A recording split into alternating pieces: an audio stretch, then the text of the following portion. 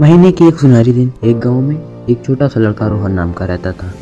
रोहन को अपने आलस्य और उत्साह की कमी के लिए जाना जाता था। उसकी एक आदत थी, वह समय को बचाना और महत्वपूर्ण कामों को करना नहीं चाहता था। अपने परिवार और दोस्तों के निरंतर सलाह के बावजूद रोहन को समय की कीमत का महत्व नहीं समझ में आता था। एक दिन एक बुद्धिमान बुजुर्ग मिस्टर गुप्ता गाँव में आए। उनकी बुद्धिमत्ता और लोगों की समस्याओं को हल करने की क्षमता के लिए उन्हें जाना जाता था। शब्द तेजी से फैल गया और जल्द ही रोहन ने मिस्टर गुप्ता के आगमन के बारे में सुना।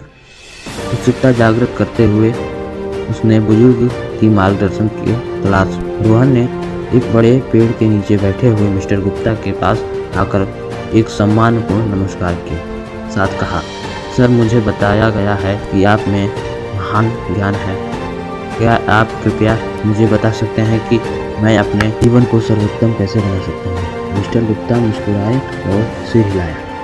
युवा व्यक्ति की संघर्ष को समझते हुए उन्होंने अपने बैग से एक घड़ी की रेत को निकाला और रोहन को सौंप दिया।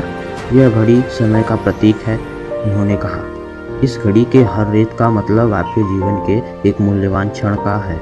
रोहन ने इस घड़ी को अपने हाथों में पकड़ा। इसके महत्व का भार महसूस करते हुए मिस्टर गुप्ता ने कहा, मैं जानता हूँ कि आप सोचे कि इस घड़ी के माध्यम हर रेत एक बर्बाद मौका है।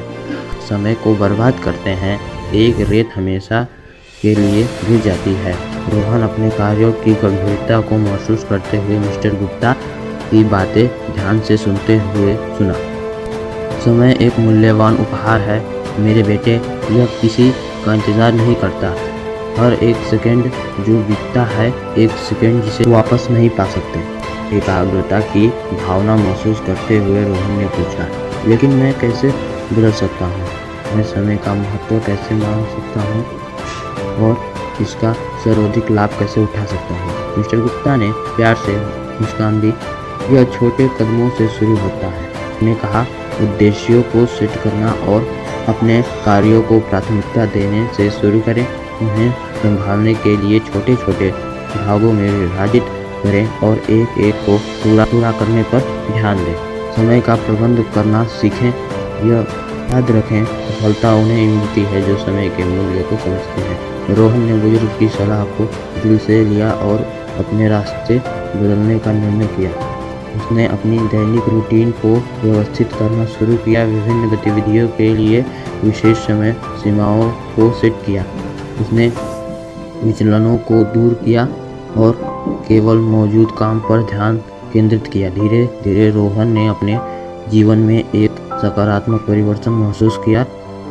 दिनों ने सप्ताहों में और सप्ताहों ने महीनों में बदलने लगा।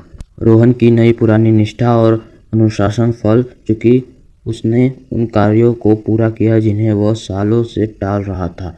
उसने अपनी पसंद की खोज की और छिपी हुई प्रतिभाओं को खोजा। गांव वाले उस असाधारण परिवर्तन का आश्चर्य करते रहे जो वे रोहन में देख रहे थे। वक्त की वास्तविक शक्ति को रोहन ने समझा कि सिर्फ कार्यों को पूरा करने में ही नहीं, बल्कि रास्तों को घोषित करने में भी निहित है। और अब वो एक सफल व्यक्ति है। ऐसे ही जीवन को बदलने वाली कहानियों के लिए आप मुझे सब्सक्राइब करें।